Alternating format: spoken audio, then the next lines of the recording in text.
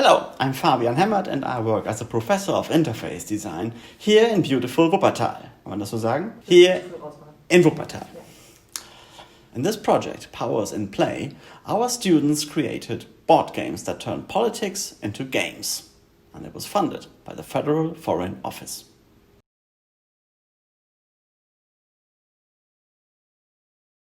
I was born in 1982 in West Germany, and on November 1989 I was 7 years old. I do remember that I was allowed to watch TV even late at night. That was, however, a wall that my parents quickly re-erected after that night.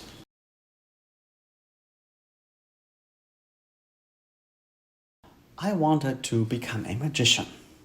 I was fascinated with the idea of doing the impossible, and in a way it did come true, because as a researcher, especially in design, we are always pushing the boundaries of what is possible, and some of the things we do might have been impossible before.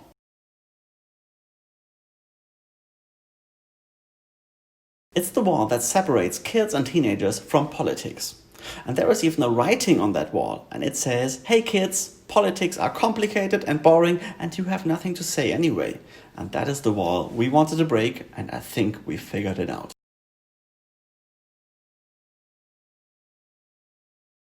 Our students designed a collection of board games. Each of them transforms a different aspect of politics into a game.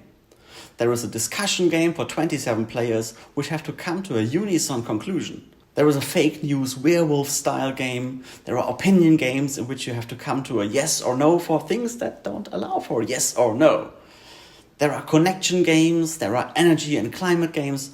All of these topics are highly complex, but that makes them great material for games. And that's also why it's much better to learn them firsthand by doing and deciding yourself. Because that's what games do. They allow us to immerse ourselves in a different world. This could be a world in which we are politicians and we have to decide.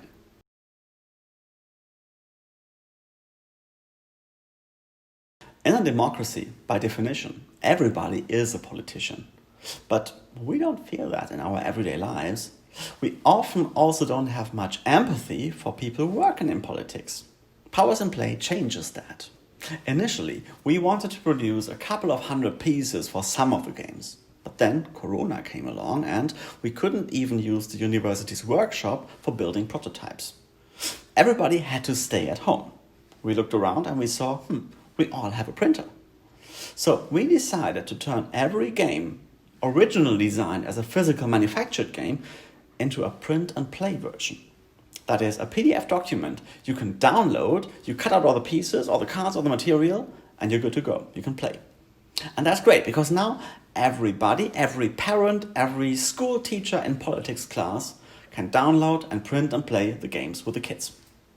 Also, the students agreed to publish the editable source files for the games under a Creative Commons license. So it's really easy to translate and even expand the games. As we saved a lot of money during the project, because there was no physical prototyping, we are spending this money now for an English translation of the original German version, which makes future localizations even easier.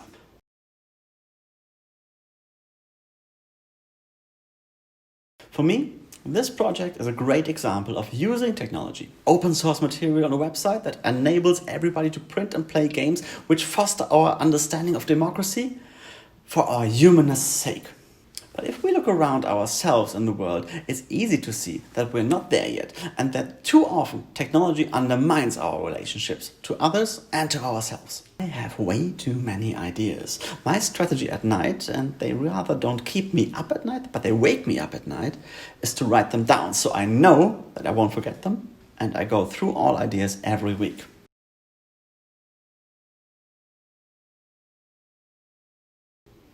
My daughter is 3 years old and she loves games. So does my mother. So do my friends. So does my wife. It's in our nature. And if we can leverage the powers in play for learning, we can unleash its potential for education.